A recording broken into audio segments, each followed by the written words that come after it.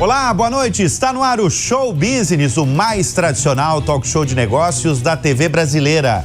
E no programa de hoje vamos receber Diego Barreto, CEO do iFood, aplicativo sinônimo de entrega de produtos, especialmente restaurantes, que tem ampliado os negócios no Brasil. Vamos receber ainda a presidente da farmacêutica Roche, Lorice Scalise, que traz as razões para o crescimento nas operações brasileiras da companhia e detalhes do maior acordo fechado pela Roche no setor para um remédio contra a obesidade. Eu sou o Bruno Meyer e seja muito bem-vindo ao Show Business, que começa em instantes.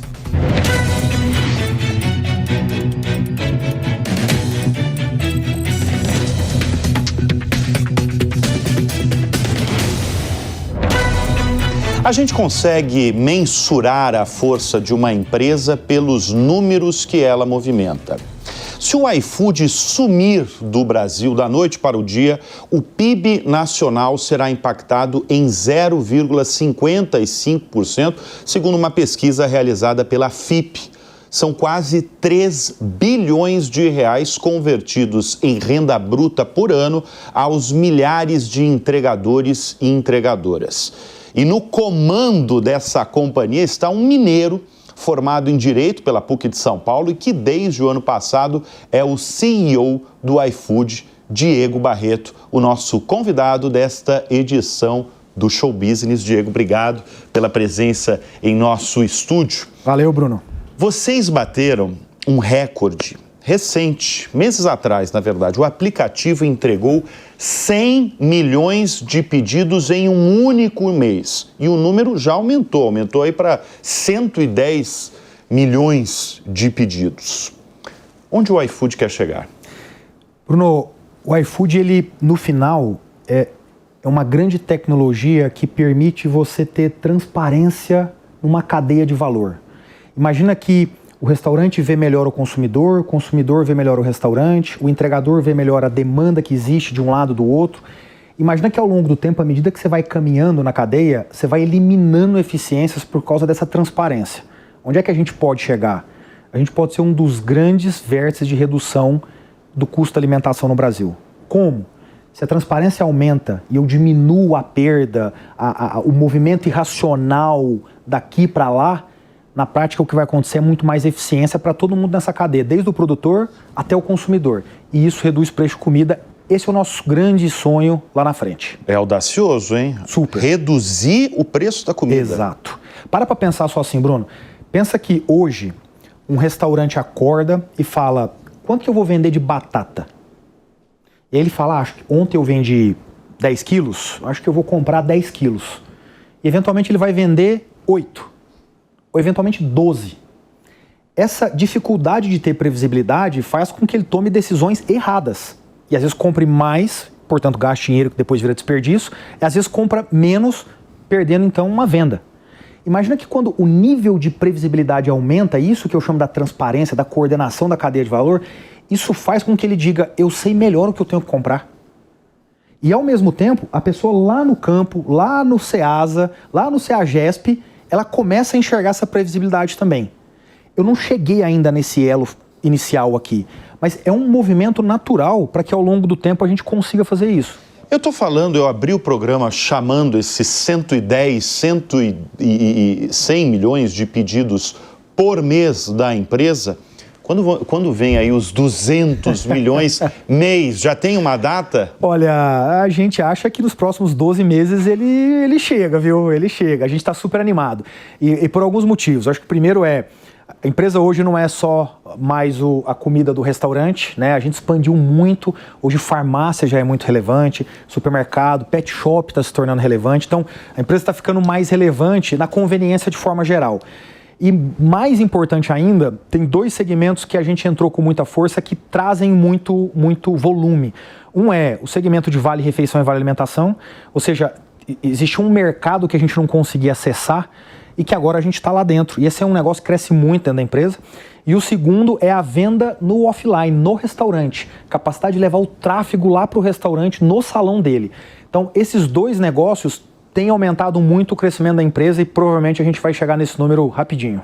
Eu lembro de uma conversa que a gente teve no ano passado, Diego, e me chamou muito a atenção uma frase que você falou, porque eu destaquei aí o trabalho da empresa falando de uma empresa de tecnologia. O iFood é uma empresa de tecnologia. Quando eu trouxe isso para o Diego, quando o Diego não era CEO, era vice-presidente financeiro da companhia, você falou assim: Bruno, nós, na verdade, já superamos, inclusive, esse título de empresa de tecnologia. Nós agora somos uma empresa de inteligência artificial. Eu queria que você explicasse para a nossa audiência o que é uma empresa de inteligência artificial e por que você não considera mais o iFood como uma empresa de tecnologia. Boa. Bruno, uma empresa é algo porque ela tem um elemento na engrenagem dela, funciona em toda a engrenagem dela. Então, quando você pensa assim, essa aqui é uma empresa fabril, então você consegue imaginar uma lógica mecânica funcionando e a empresa basicamente girando em torno daquilo. A gente se tornou uma empresa de tecnologia ali a partir de 2016, 2017, quando a gente trouxe de forma muito forte e todas as áreas da empresa começaram a ganhar a capacidade de produzir sua própria tecnologia. Usar a tecnologia dos outros não te faz uma empresa de tecnologia. Criar sua própria tecnologia te faz uma empresa de tecnologia. De 2019 para frente, a gente começou a trazer inteligência artificial para dentro do iFood. Em 2021, a gente já rodava dentro da empresa mais de 100 modelos de inteligência artificial. Criado por vocês. Proprietários. O que isso significa? Que alguma coisa que antes era decidido por uma pessoa ou feito por um software, por uma tecnologia, foi substituído por um algoritmo que tem capacidade de compreender, criar hipóteses e tomar uma decisão que é melhor que a sua, ou melhor que aquele sistema. Portanto, eu fui ao longo do tempo, já em 2020, 2021, substituindo aquela lógica antiga nossa de tomar decisão por um algoritmo. Então, hoje eu tenho inúmeras decisões em todas as áreas da empresa, sem exceção, que são tomadas por algoritmos. O que significa que eu sou uma empresa que tem como principal engrenagem hoje inteligência artificial.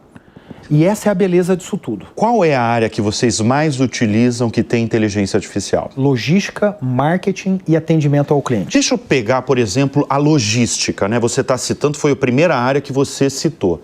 A logística, ela identifica, a inteligência artificial, o modelo de inteligência artificial, ela identifica o quê? Por exemplo, se um caminho é melhor feito por uma bicicleta, por uma moto. A gente aqui no Show Business, no Business, a gente gosta de trazer as aplicações da inteligência artificial. Eu vou te dar aqui uns 5 exemplos assim para você entender bem, de forma bem rápida aqui. Pensa que quando você pede no iFood, não existe um entregador esperando no restaurante que você acabou de pedir a comida. Então, eu preciso prever que alguém poderá estar lá no momento em que a comida estiver pronta. Quem faz isso é a inteligência artificial. Então, pensa assim, no momento que você pede, eu preciso ter certeza que o tempo de preparo daquele prato é 15 minutos. Eu tenho que ter certeza que existem pessoas disponíveis a prestar esse serviço. Próximas e em 15 minutos, né? estar lá. Tá. É um risco que eu tomo aqui enorme. Eu preciso prever. Mas e se essa atividade fosse por um humano? Ela seria linear. Eu diria assim... Consegue fazer, mas não com essa assertividade. Exato. O que ia acontecer na prática? Eu ia dizer para você, a sua comida chegará entre 30 minutos e 60 minutos. Hoje eu digo, ela vai chegar entre 30 e 34. 30 e 35. E qual que é o índice de assertividade de vocês? 99,99999999. Quando é que eu erro? Quando acontece um incidente que você não pode prever. Por exemplo, furou um pneu. Sim. E aí aquele entregador, infelizmente, não vai conseguir chegar, e aí eu aloco um outro entregador. Exceto em situações assim, não erro. Lindo isso. Tem um caso que eu volto a falar, porque a gente já se conhece há um tempo, de um caso que você me contou e eu acho que mostra aí a brasilidade da empresa e a brasilidade do comportamento do brasileiro, porque altera a programação, o planejamento de um iFood no dia de um jogo de Flamengo e Corinthians. Eu queria que você explicasse para a nossa audiência o que muda num dia, por exemplo, de jogo de Corinthians e Flamengo. Boa. Eu vou explicar, mas eu queria explicar, olha, como a inteligência artificial chega nisso. Olha só, antes de inteligência artificial, o que a gente dizia? A gente dizia assim, entre 7 horas da noite e 9 horas da noite, existe um pico, que as pessoas pedindo jantar. Então, eu vou me programar mais ou menos assim, precisa ter mais ou menos tantos entregadores, então eu vou, avisá-los que tem uma demanda, será que eles vão estar aqui, não vão? E aí eu entrava naquela zona de risco, de eventualmente ter ou não ter. O que eu estou querendo dizer aqui é o seguinte, no momento que você tenta imaginar essas situações da demanda e da oferta de entregadores, e no momento em que você tem um sistema que tenta fazer isso, você tem uma relação que ela é muito linear. A nossa cabeça, ela não foi feita para pensar exponencialmente. A gente pensa de forma linear. O que aconteceu quando a gente construiu um algoritmo para tomar essas decisões? Ele, ao analisar, ele começa a fazer inferências e em algum momento dizer, peraí, tem alguma coisa que acontece sempre aqui, e ele vai trabalhando nas hipóteses, nas informações, e em algum momento ele diz, nesse momento aqui, eu vou tomar esse tipo de decisão. E você enxerga isso porque é um output do algoritmo. E um desses outputs, em um certo momento, foi todas as vezes que tem um jogo de Corinthians e Flamengo acontecendo num horário próximo, então não precisa ser um contra o outro, eu tenho um problema de oferta de entregador. Quando eu te conto isso, você fala, óbvio, Diego, são as duas maiores torcidas de futebol, as pessoas param e falam, agora eu vou assistir o jogo. Então ele encosta talvez em casa, ou vai num bar e fica ali assistindo o jogo. É muito óbvio. Linearmente, você nunca ia imaginar isso. Então, o que isso me obriga? Ou o modelo me obriga a dizer quem não são os corintianos e flamenguistas nesse momento? Olha que loucura. Quando eu não tenho o modelo... E vocês sabem. Sei, porque essa é uma informação fácil de coletar, certo? De duas formas. E aí, olha a beleza do modelo. O modelo diz... o Bruno para todas as vezes que tem um jogo, ou em 90% das vezes, o Bruno é corintiano ou flamenguista. Sem dúvida. A outra é eu dizer, entregador, você pode me responder aqui? Que time você torce? Mas olha que interessante, eu só tomo essa decisão por hipótese, ou só tomo a ação de buscar essa informação porque o modelo me disse isso um dia. Antes, como é que funcionava? Você dizia, como é que eu incentivo uma pessoa a querer trabalhar? Você paga mais, lei da oferta e procura. Agora o que eu digo é, não, eu respeito o momento dele e eu vou procurar alguém que torce pro São Paulo. Eu vou procurar alguém que torce pro Botafogo. Então, olha como tudo, e aí, olha como a gente vai trazendo mais eficiência. Eficiência para a cadeia, porque no final, ao não pagar mais, isso quer dizer que o consumidor tem uma propensão maior a comprar, porque é um preço mais aceitável por ele, e o restaurante, portanto, vai vender. Então, quando eu te falo assim, eu vou reduzir o preço da comida no longo prazo, é porque a gente vai eliminando essas eficiências e, portanto, o consumidor vai dizendo, eu pago, o restaurante faz, eu produzo, e assim a gente vai equalizando a cadeia. Mas volto a falar que vocês são ambiciosos, viu? Porque com a inflação dos alimentos que está no país... Total. Mas, é uma ambição você falar isso. Mas vou te falar assim, a gente fala isso já há um tempo, não é por causa do momento, mas Bruno, assim, a psicologia já ensinou isso. Ou você sonha grande e topa o peso da ambição, ou você vai fazer pequeno. Sim. Então, pode ser que daqui 10 anos eu esteja aqui, você me entreviste e diga, e aí, você conseguiu? E eu vou dizer, talvez não. Mas porque eu tive aquela ambição, eu consegui outras 20 coisas. Talvez não tenham 350 mil entregadores, tenha 1 milhão de pessoas tendo renda por causa dessa ambição. Ainda que eu não tenha entregue essa que eu te disse antes. Olha só, a gente está falando de logística, eu gostaria de falar de atendimento. Hoje, o atendimento do iFood é feito... Tem humanos, evidentemente. Uhum. Tem humanos. Tá. Muito pouco. Muito pouco? Tem uma base, assim, de quantos... Tem. Hoje, assim, de cada 10 atendimentos que eu preciso fazer, 1 é feito por humano. E você pensa em tirar o humano? Não. Do atendimento? Não. Deixa eu até te contar, assim, um pouco o que está por trás, porque é muito importante, de novo, a gente fala de IA, eficiência e como a cadeia vai ficando melhor. Eu tenho um problema muito sério na minha operação. A minha operação, ela funciona com 2 picos e 2 vales. E 3 vales. Então, de manhã eu vendo muito pouco, aí eu tenho o almoço. À tarde eu vendo pouco, aí eu tenho o jantar. E depois do jantar eu vendo pouco. Então você tem picos ali. Dois picos muito concentrados. Eu gosto de dizer para as pessoas. No fim de semana isso muda. No fim de semana é mais equalizado, você tem razão. De segunda a sexta é mais forte isso, mas ainda assim são picos e vales no sábado e domingo. Eu gosto de representar isso para as pessoas dizendo, sabe quando você vai a um estádio de futebol e aí tem um intervalo e 40 mil pessoas saem para comprar uma água? Não é horrível a experiência? É o pico e o vale, é a mesma coisa. Durante o jogo tá aberta a lanchonete, mas ninguém vai. Ninguém vai. Só que tem alguém lá assim, ó, esperando chegar alguém para comprar. Aí de repente chega, e aí você chega lá e fala o quê? Pô, brincadeira, hein? Ó essa fila. Pô, o pessoal do estádio aqui não trata a gente bem. A única forma de tratar bem era ter contratado 200 pessoas a mais que não iam trabalhar 80% do tempo só para te atender bem por 20. Essa conta não fecha. Infelizmente, ela não fecha. Eu tenho esse problema no meu atendimento. Então, qual é a única forma de você escalar uma solução, mesmo com picos e vales? É com IA. Não tem outro jeito. Por quê? Porque ela consegue prever situações e mitigar o problema, ela consegue ser mais eficiente quando um problema acontece e ela consegue ser um assistente para o ser humano em todas essas situações. Então, o que a gente tem hoje? 80%, 90% dos meus pedidos hoje, eles são atendidos por algo que signifique tecnologia e inteligência artificial. Por exemplo, o atendimento que é feito hoje para resolver uma situação de onde está o entregador é feito por IA. Você manda essa informação dizendo, cara, o entregador não chegou ainda. O agente de IA entende isso e se comunica com o entregador. Seja falando com ele, seja entendendo onde ele está, porque ele tem essa informação. Ele devolve instantaneamente dizendo, ele está chegando aí em 1 minuto. Talvez você só não esteja vendo porque tem um problema de internet. Resolvi o problema. Se eu tivesse que ter pessoas para atender esse tipo de pedido, eu ia ter 5 mil ligações ao mesmo tempo para falar sobre isso. Eu ia precisar de 5 mil pessoas para poder responder na mesma velocidade. Porque é impossível. Então, IA para mim aqui, de novo, olha como a gente vai para eficiência. Quer dizer que eu presto um serviço melhor num custo menor. Quer dizer que, portanto, o consumidor não tem que pagar esse custo. Quer dizer que o restaurante, então, vai vender porque não tem esse custo, porque o consumidor resolveu comprar.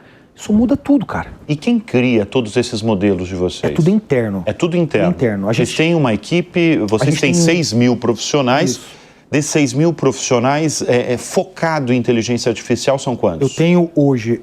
inteligência artificial ela vai se confundir muito com tecnologia porque ela não existe isoladamente. Eu preciso dela dentro dos meus sistemas. Então eu tenho hoje metade da empresa que trabalha com desenvolvimento de código, de tecnologia e ou inteligência artificial. Então metade da empresa é isso. Tá, metade da empresa. Muito relevante mesmo. Ultra relevante. Ultra relevante. Diego, é o seguinte, vocês estão em 1.500 cidades brasileiras. Evidentemente, como a gente tem conversado aqui no Show Business, vocês têm dados de centenas. Eu acredito que talvez tenham dados aí da maior parte dos brasileiros. Com esse arsenal de dados, né, entregando comida, entregando produtos na casa dos brasileiros, o que você pode concluir desse Brasil gigantesco? Essa é uma pergunta muito boa. E a primeira resposta é que não existe um Brasil. São muitos Brasis. São vários. E é muito louco, cara. Essa pergunta é muito boa, sabia? Acho que ninguém nunca me fez. Essa pergunta é muito boa. Porque, cara, ela expressa um lado muito humano do que é esse país. Então, eu vou te dizer um pouco desse Brasil. A primeira coisa que eu posso dizer desse Brasil é a quantidade de pessoas que usam o iFood para resolver um problema de um ente querido é inimaginável. A quantidade de pessoas que manda o almoço e o jantar para sua mãe e para o seu pai à distância, você não acredita. É mesmo, Diego? Inúmeras pessoas. Para mãe, para... pessoa que um dia saiu de casa, foi trabalhar em outra cidade, se radicou lá, a mãe chegou aos 80 anos de idade, tem dificuldades de locomoção, não pode ter alguém 100% do tempo ali para poder cozinhar para ela e ao supermercado, e é a pessoa que pede todos os dias o almoço e o jantar da mãe. Isso, por exemplo, você consegue identificar como? Eu consigo identificar pela entrega repetida em outro endereço, em uma cidade que não tem nada a ver. Tá.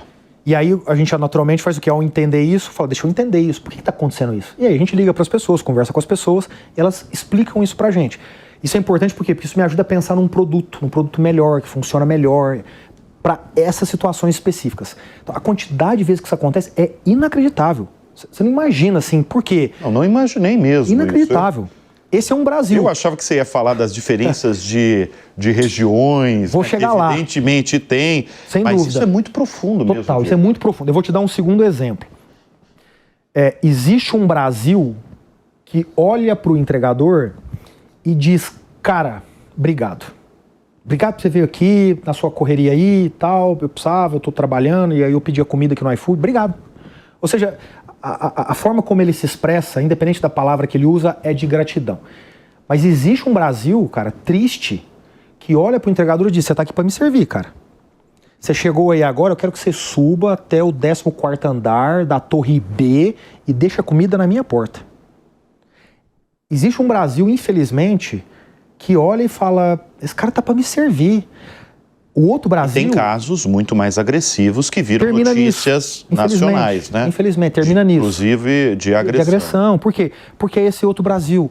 De um Brasil que olha e que não consegue entender que para aquele cara o tempo tem um valor tão precioso, porque toda vez que ele faz uma entrega a mais, é a renda dele que está aumentando. E ele é uma pessoa simples, no sentido de, né, ele infelizmente, né, não pode ter uma situação que ele pode dizer, o meu tempo eu posso desperdiçar um pouquinho. Não, para o entregador o tempo é muito valioso. Você me fez pensar que isso que acontece, pelo menos aqui em São Paulo, em geral, os pedidos são feitos na portaria, né? A pessoa desce, recebe o produto.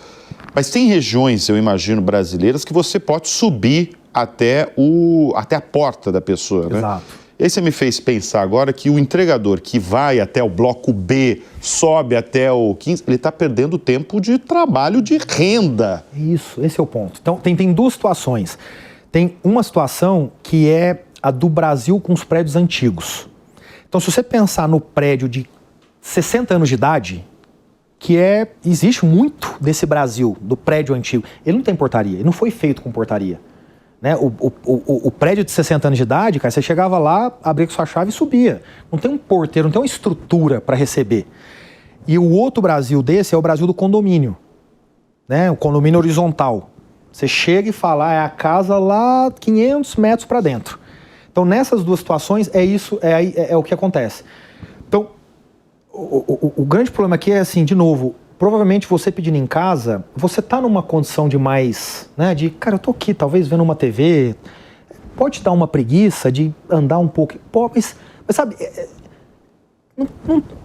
não tem por que você não ter esse olhar, né? Então tem esses dois. O Brasil maior é o Brasil que tem um olhar legal, humano, cidadão. Mas tem esse Brasil, ele é pequeno, mas ele tem. E ele, infelizmente, termina, às vezes, em algumas situações tristes. Quais as comidas mais pedidas no Brasil? Essa é fácil, porque o brasileiro, eu não acho que é do brasileiro, mas enfim, a gente gosta do que a gente chama de comida de indulgência. Aquela comida que você fala, ela é saborosa, ela é fácil, ela é gostosa, é isso que eu quero. E é rápida. Isso, é aquele negócio que você fala, é isso que eu quero. Pizza, hambúrguer. Pizza em São Paulo, com certeza. Isso daí não é novidade, não. Brasil. Mas isso é Brasil todo? Brasil é pizza e hambúrguer. Aí depois você vai para outras duas culinárias. Uma que cresceu muito nos últimos 10 anos e outra que tem crescido muito no delivery, né? Não estou falando sempre do delivery aqui. Japonesa. A comida japonesa cresceu nos últimos 10 anos é um negócio inacreditável. Inacreditável. Inacreditável. E agora cresce muito no delivery a comida brasileira. Leia-se a marmita, o arroz com feijão e bife. Essa comida, ela explode hoje o crescimento dela. Por quê? Porque o brasileiro entendeu ao longo do tempo que o iFood não era só a indulgência. Sexta-feira à noite, estou assistindo um filme, vamos pedir... Ele entendeu que ele pode também ser uma forma de você substituir outros hábitos, como, por exemplo, cozinhar em casa. Isso não quer dizer que você não vai cozinhar em casa. Isso quer dizer que em alguns momentos faz sentido você substituir. Ou deixar de fazer o deslocamento em momentos difíceis para ir ao restaurante. Cidade como São Paulo, sexta-feira à noite, qual é a chance de ter fila no restaurante? Grande. Hoje eu não quero ir. mas eu não quero a indulgência. Eu quero comer um bom arroz com feijão e carne. Então o brasileiro aprendeu isso. Diego, eu gostaria de focar um pouco na sua carreira. Eu apresentei, quando abri o Show Business de hoje, eu apresentei muito brevemente o perfil do Diego Barreto, né? Um mineiro formado em Direito pela PUC de São Paulo. Como é que um advogado chegou nessa cadeira aí de CEO do iFood? Ah, é louco, né? Então, bom, primeiro eu não sou filho do dono, então não é por causa disso. Não, mas eu cheguei da seguinte forma. O meu pai... Ah, então tem a ver com o seu pai. Tem a ver com o meu pai. Ele só não é o dono do iFood. O meu pai, ele fez direito e empreendeu. E desde a minha infância eu trabalhei na empresa dele.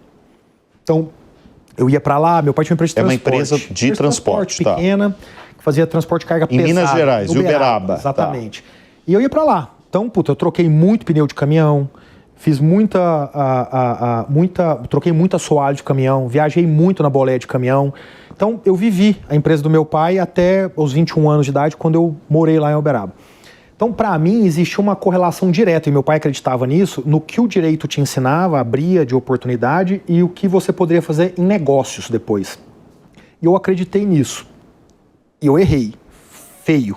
Então, a faculdade do direito é ótima, a PUC de São Paulo é maravilhosa, mas o ponto é, ela não te prepara para negócio. Então, o erro foi meu e do meu pai, não tem nada a ver com ela. Ela te prepara para o quê? Para ser um advogado, para trabalhar entendendo a lei e construindo teses jurídicas. E não para estruturar negócios, né? Então, o que aconteceu quando eu entrei... Mas você concluiu direitinho. Eu concluí. Mas quando eu entrei na faculdade, eu falei, cara, isso que eu tô fazendo aqui não é para mim. Não tem nada a ver. E aí, o que eu fiz? Aí eu fui buscar no direito, e aqui tem uma história muito boa, muito boa. Eu fui buscar no direito uma forma de estar muito próximo do negócio. Isso era 2004. E em 2004, eu falei, cara, o que eu vou... Tá, e aí eu comecei a pesquisar e tentar e procurar. E aí descobri uma área que chamava mercado de capitais. Que a gente pode trazer de uma forma muito simplista, como, cara, o que acontece lá na bolsa, os IPOs, as captações de recursos das empresas. De uma forma muito simples é isso. Eu falei, cara, isso é um jeito de estar perto. E aí, um belo dia eu tô lá na PUC, passa um cara chamado Ricardo. Eu nunca vou esquecer o nome desse cara. Ele fala, e aí, Diego, bom, e aí, o que você tá fazendo? Ah, eu tô aqui, e você? Eu não tô indo pra uma entrevista. Eu falei, ah, que legal, onde? No Matos Filho. Eu falei, Matos Filho, que legal, hein? Belo escritório de... maior escritório do Brasil e tal.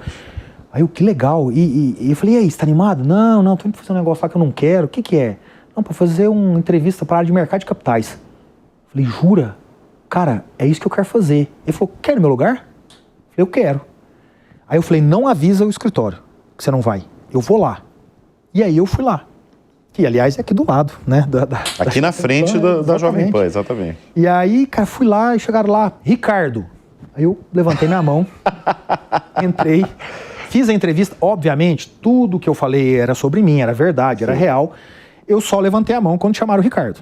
Quando terminou a entrevista, a pessoa de RH falou, ó, cara, a gente te adorou e eu vou te levar agora para entrevista com os advogados, tal, que são quem abriu a vaga.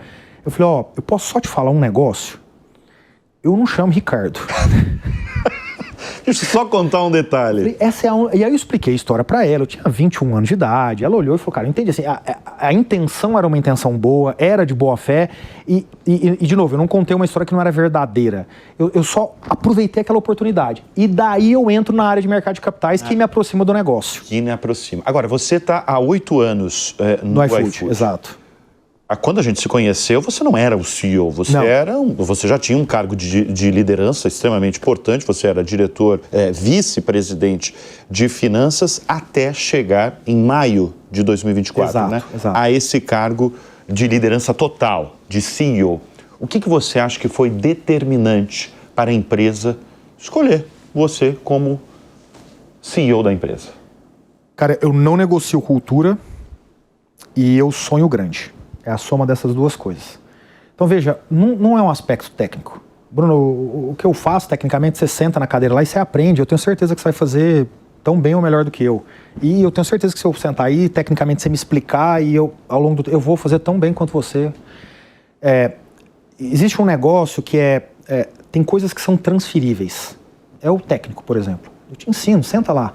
Tem coisas que não são transferíveis. E o que não é transferível, no nosso caso, iFood e como a gente acredita nas coisas, é o quanto a cultura é o que faz a empresa ser o que ela é, atingir o que ela atinge. Muito bem, nós conversamos nessa edição com Diego Barreto, o CEO do iFood. Diego, obrigado pela presença aqui no Show Business. Volte sempre. Volte quando bater os 200 milhões de pedidos mês. Pô, mas tão cedo? Eu sabia que ia vir uma provocação. O Show Business vai dar uma breve pausa e volta em instantes.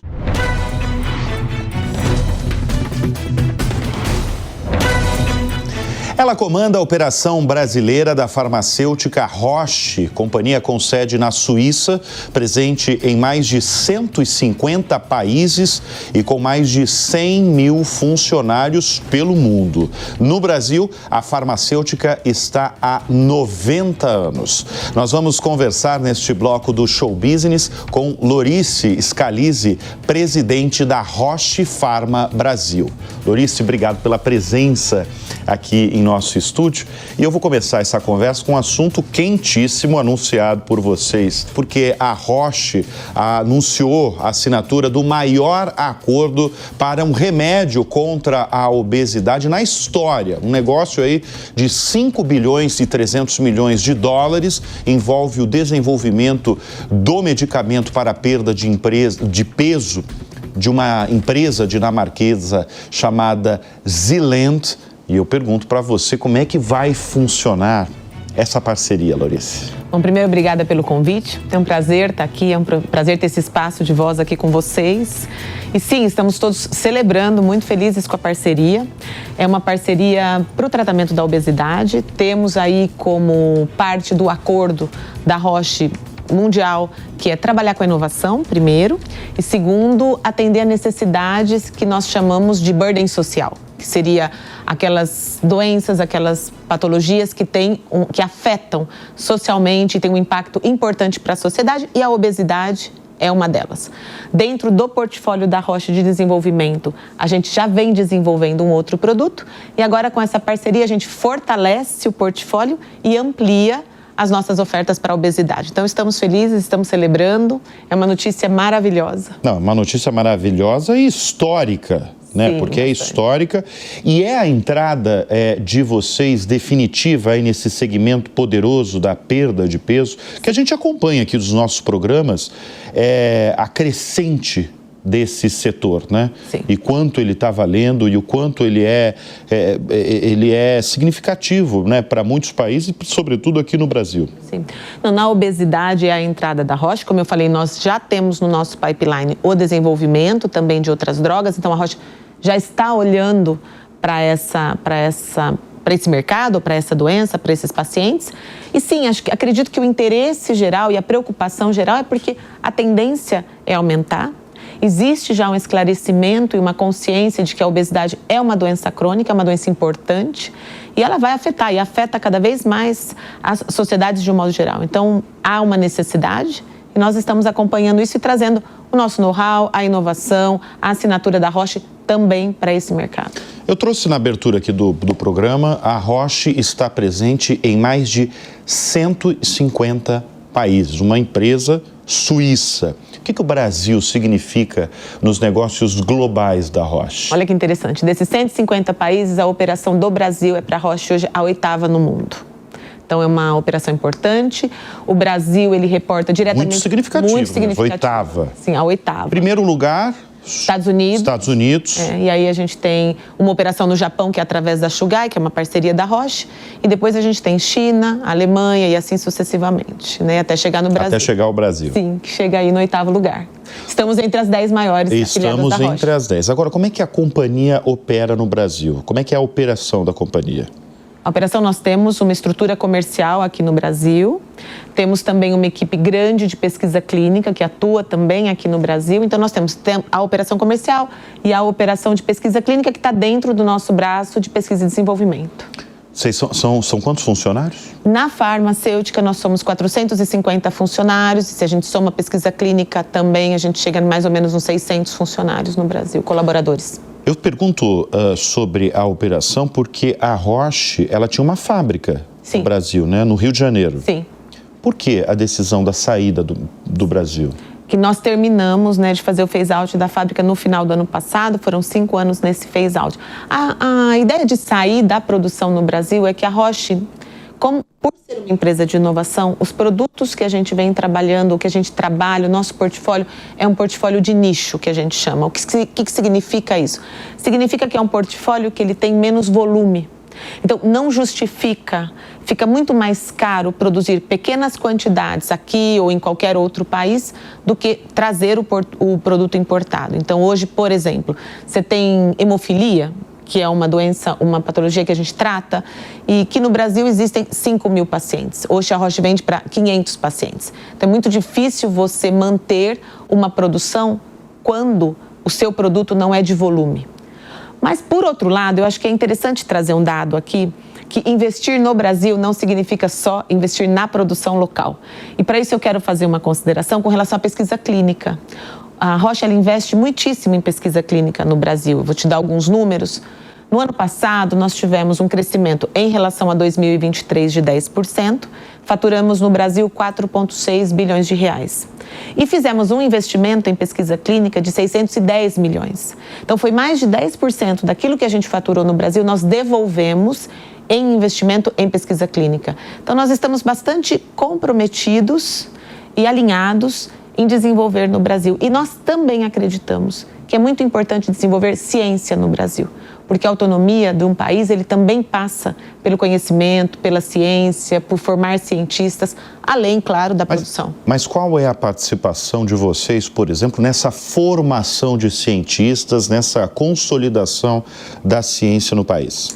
Então, eu te dou um exemplo. Dentro das empresas que fazem pesquisa clínica no Brasil, a maioria das farmacêuticas, a Roche é a número 1. O ano passado, nós tivemos mais de 100 estudos clínicos performados aqui no Brasil, acontecendo no Brasil. Eu acho muito interessante fazer uma consideração, porque quando a gente fala 100 estudos clínicos, todo mundo escuta 100. Mas 100 começa assim, 1, 2, 3, 4, até a gente chegar no 100. São muitos, são inúmeros estudos. Bom dimensionar isso. Exato. São 6. Não, são 100. São 100. A gente vai de 1 até chegar no 100. E em diferentes áreas terapêuticas. Então, nós falamos de oncologia, nós falamos de doenças neurodegenerativas, oftalmologia, doenças raras. Então, esse impacto, ele é gigante, ele atua e ele impacta, no que eu quero dizer, na formação de cientistas, porque cada estudo trabalha com um centro diferente, com cientistas diferentes, com profissionais diferentes. Hoje o maior foco de vocês aqui no Brasil é qual área? Tem uma específica? Você fala muito na parte oncológica. A Roche é muito forte em oncologia, sempre foi e continua sendo, mas nós temos uma atuação também bastante forte em doenças neurodegenerativas, então a gente pode falar da atrofia muscular espinhal, eu posso falar de esclerose múltipla, a gente também tem uma presença forte, a gente busca trabalhar cada vez mais com doenças raras, a gente trabalha com hematologia, então cânceres hematológicos, e oftalmologia, que foi o último lançamento há 2 anos atrás.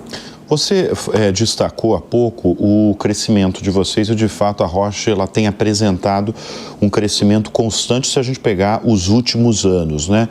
Vou repetir o número que você acabou de falar. No ano passado, teve um crescimento aí de 2 dígitos. No Brasil, receita aí de 4 bilhões e 600 milhões de reais. O que determinou esse crescimento e essa receita bilionária no ano passado? Falando, repito, de Brasil. 38% da nosso assim, o crescimento mais alto que nós tivemos, ou que representou este crescimento, ou que a gente teve um crescimento de 38%, foram nos produtos de inovação. O que significa isso? São novas tecnologias que nós trouxemos, são a incorporação de medicamentos inovadores. Eu também gostaria de fazer um esclarecimento, porque quando nós pensamos em produtos inovadores, nem sempre as pessoas têm uma correta dimensão. O que é um produto inovador, por exemplo? Então, eu digo que um produto inovador, uma medicação inovadora incorporada, ela muda um diálogo médico. Então, você imagina que você está na frente do seu médico e ele fala para você, olha, Bruno, sinto muito, não tem mais nada que a gente possa fazer na sua situação.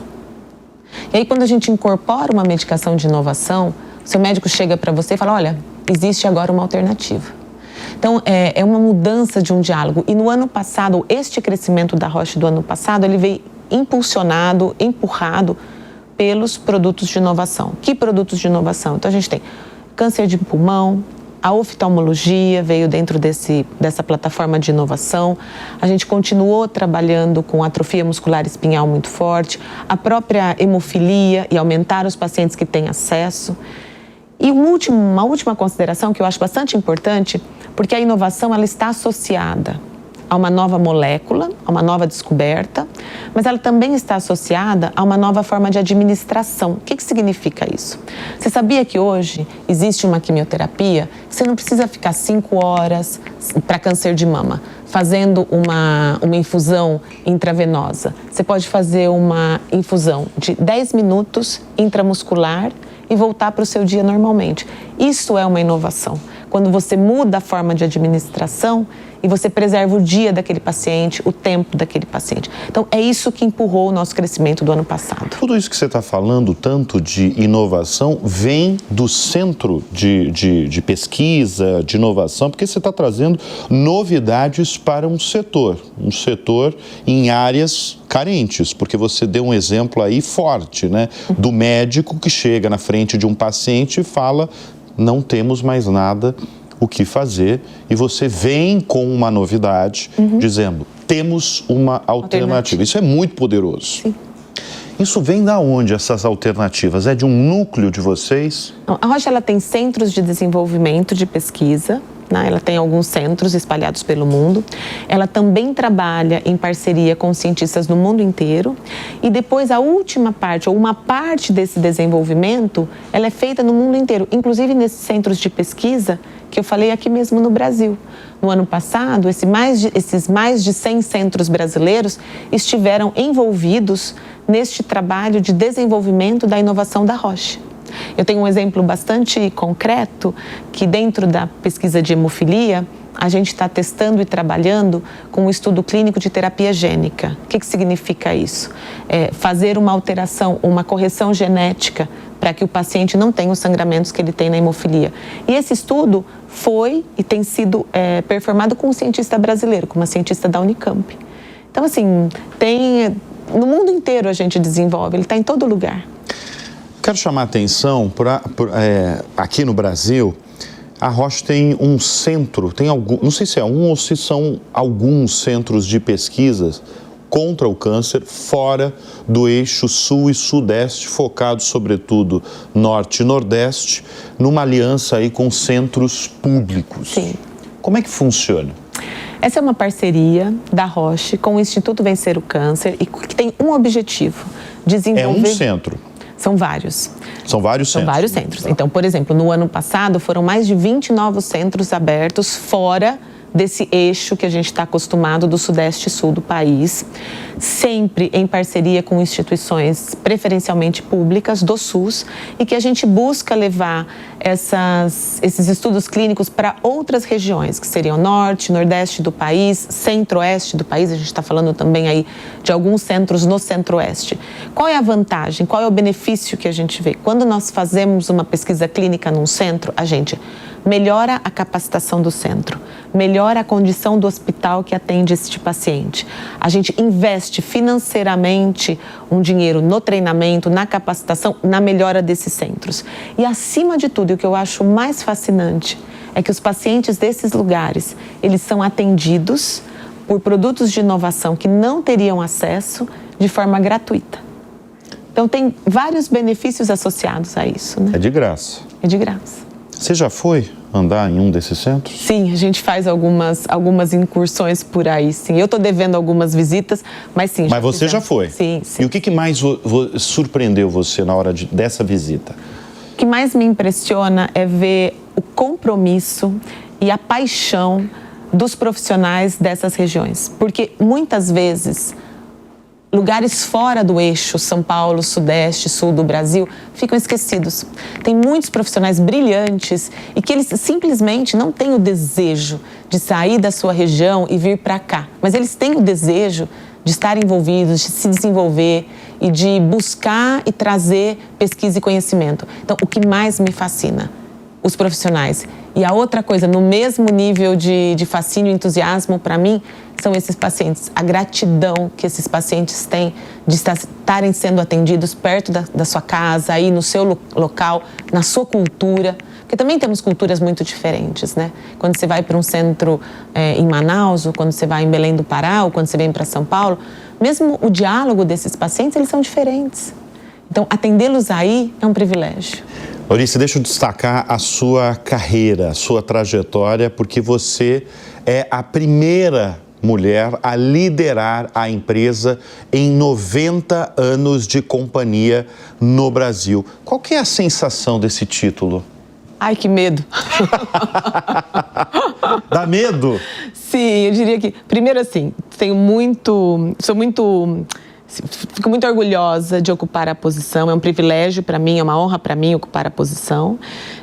Mas eu digo que também fui a primeira mulher na Argentina. Você comandou a operação na Argentina durante alguns anos. 6 anos. 6 anos, tá. E também fui a primeira mulher a sentar na posição. Eu digo que quando a gente chega, depois de muito tempo, uma posição ocupada só por figuras masculinas, existe um arquétipo, uma figura muito presente ali, muito forte, um modelo muito forte. Então eu digo que quando eu cheguei ou quando a gente chega, a primeira coisa que acontece, todo mundo celebra, né? A gente fica feliz. Mas no momento seguinte, eu falo 2 dias depois, todo mundo está esperando que você tenha as atitudes dos seus antecessores, ou aqueles modelos que já estão registrados com aquele lugar, com aquela posição. E eu acho que o maior desafio é criar outros modelos, criar outros arquétipos. Eu costumo dar o exemplo que quando eu era pequena, quando alguém perguntava para mim o que eu queria ser quando crescesse, eu jamais diria que eu queria ser jogador de futebol, porque na minha época existia o Pelé, o Zico, não existia uma mulher jogando futebol. E hoje eu falo que eu sou tão agradecida a Marta, porque as meninas têm outro modelo. Você pode ser menina e você pode jogar futebol. E eu acho que hoje a função das primeiras mulheres nas posições de liderança é criar modelos e arquétipos diferentes, em que qualquer pessoa, independente do gênero, se é um homem, se é uma mulher, pode olhar para aquilo e falar, sim, é possível, eu consigo fazer com as minhas características, com os meus recursos, com as minhas habilidades. Então isso é... E quando eu faço a brincadeira, ai que medo, porque eu falo que eu sempre vivo com esse sentimento de que eu não posso falhar, não por mim só, mas porque eu falharia com toda a classe. Eu falo, nossa, tá vendo? Olha, as mulheres não deram certo neste lugar. Então eu tenho um compromisso com a classe. Isso te atormenta até hoje? Não, assim, já bastante mais tranquila. Já sei que a gente pode fazer muito bem. Você tem uma trajetória que é curiosa para os tempos atuais. Porque você fez carreira na Roche Pharma, né? Você está na companhia há 25 anos, né? Alcançando lideranças, né? Chegou, como a gente falou, a comandar a operação da Argentina antes de ser presidente no Brasil. Falando especificamente desses cargos de liderança, sendo mulher, você já foi desacreditada nesse percurso, nessas décadas, em cargos de liderança, por ser mulher? Eu acho que já enfrentei, e acho que é importante falar disso, sim. Eu já enfrentei várias situações em que eu acho que eu seria menos questionada, ou que eu não seria interrompida e que eu não precisaria ser validada. Então, eu tenho uma passagem bastante interessante. Em 2014, eu me mudei para a Suíça. Eu fiquei 3 anos trabalhando na estrutura global e fazia o desenvolvimento com a Hitachi no Japão de um produto para diagnóstica. Então, eu trabalhava 15 dias na Suíça e 15 dias com meus colegas japoneses na Hitachi. E aí tem também uma cultura bastante... As mulheres não é comum para eles terem uma mulher no grupo. Então, de 25 pessoas no grupo de desenvolvimento, eu era a única mulher. E tinha um desconforto, e existia aí... Todos tivemos que aprender. Eu aprender da cultura deles e eles a me aceitarem ali. E foi interessante que quando eu me despedi dessa equipe da Hitachi, que eu já estava vindo para a Argentina, o comentário deles falou, ai, que pena que você vai. A gente nem percebia que você era uma mulher. Caramba, foi na lata. Mas assim, eu entendo desde a cultura, porque não acho que é um elogio, sim, tenho tranquilidade, isso. Mas o que a gente observa é que sim, existem ainda... Neste mundo, neste 2025 que a gente vive, situações em que a gente ainda não estão acostumados com o nosso lugar aí. Então... Agora, por que você acha que chegou lá, que virou a presidente da companhia depois de 24 anos, 25 anos de carreira na empresa? O que foi determinante, Lorice? Sim. Do meu ponto de vista... Do seu ponto de vista. Sim, eu acho que tem alguns determinantes. Eu sou muito competente, eu faço muito bem meu trabalho e, então, quanto a isso, não existe nenhuma... Eu não deixo nada a desejar quando comparada a qualquer outra pessoa, de qualquer, seja homem ou mulher. Esse é um ponto. Sou muito disciplinada, sou muito dedicada, então esse é uma perspectiva. Por outro lado, eu também acredito que existiram, nos últimos anos, situações em que as empresas foram estimuladas, por assim dizer, a considerar que diferentes perfis podiam ser um bom negócio. Então, eu acho que as cotas de mulheres, por muito tempo, elas foram necessárias. E eu acho que isso também ajudou com que eu tivesse o meu lugar aí. Eu acho que é importante a gente dizer isso, porque parece que é só uma questão de mérito. Sim, absolutamente eu tenho mérito e eu faço bem o meu trabalho. Mas eu precisei de uma condição para chegar até esse lugar. Se essa condição anterior, que era o estímulo, que eram as cotas, que eram abrir espaços para que a gente chegasse, talvez não tivesse acontecido. Por quê? Porque os modelos, eles eram muito marcados dentro da realidade que existia anteriormente, que eram posições masculinas. Sim. Por muito tempo, as posições comerciais foram posições masculinas. Por muito tempo, um diretor financeiro era um homem, existiam poucas diretoras financeiras. Presidente, então nem se fala. Sim, exato. Então, acho que eu faço questão de dizer que a questão das cotas e o estímulo para que existissem mais mulheres foi um fator também tão importante quanto a minha competência para que eu ocupasse esse lugar. Curiosidade, quanto tempo leva para fazer, em média, um medicamento? Para desenvolver um medicamento. Para desenvolver um medicamento. Leva de 10 a 15 anos e de cada 10 produtos que a gente começa a desenvolver e produzir, um deles acontece de verdade, ou até menos às vezes. Desses 10 anos, a maior parte é pesquisa, sim, de teste. 10 a 15 anos, pesquisa, desenvolvimento, sim. Dá para revelar para o nosso público o que está vindo aí? Tá vindo bastante coisa. No portfólio de oftalmologia, a gente tem novidade. No portfólio de hemofilia, como eu comentei antes, a gente tem aí estudos com terapia gênica. O que eu acho mais interessante é talvez pensar o que está vindo, não só que produto, mas o que a gente pensa para a saúde no futuro. Cada vez menos infusões, processos que considerem mais o bem-estar do paciente, eu acho que isso é importantíssimo. Então, você pensa, o que é uma terapia gênica? É uma única dose e aquilo muda a sua condição. Então, você não fica dependente daquela medicação tanto tempo, né? A própria tratamento da obesidade, que está vindo aí bastante forte. Mas eu acho que é essa questão de buscar soluções em que a gente tenha melhor aderência do paciente, porque você tem menos necessidade de infusões, de repetições. Por quê? Para que o paciente possa voltar. O que a gente quer?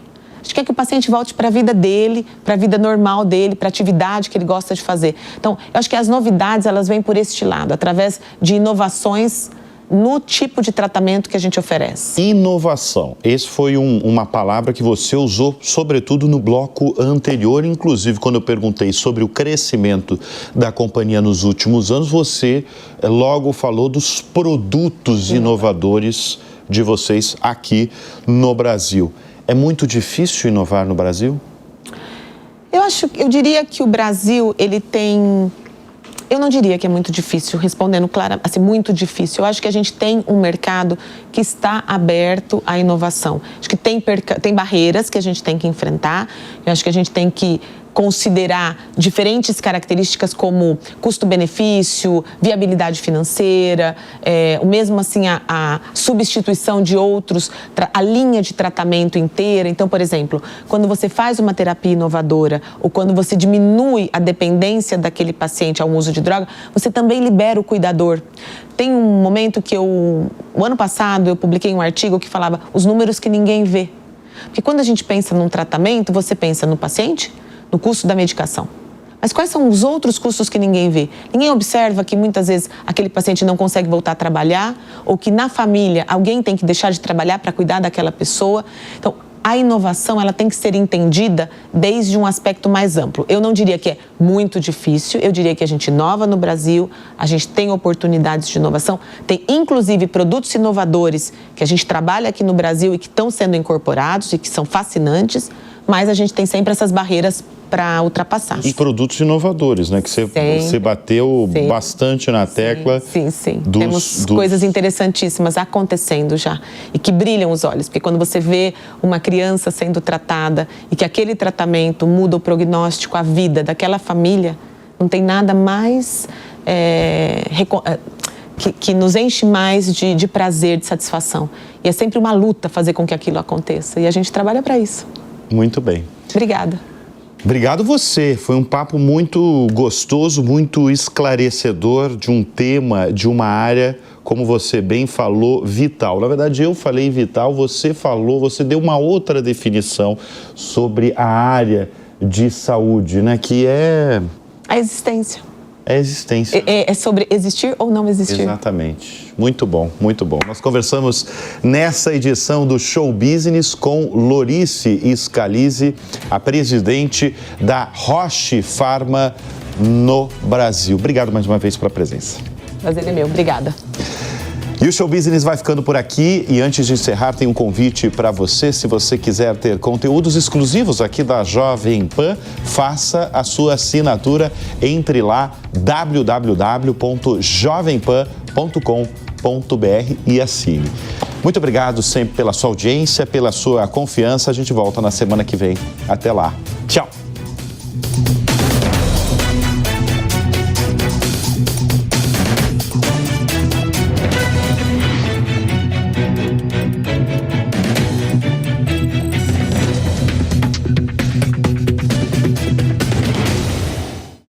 A opinião dos nossos comentaristas não reflete necessariamente a opinião do Grupo Jovem Pan de Comunicação. Realização Jovem Pan.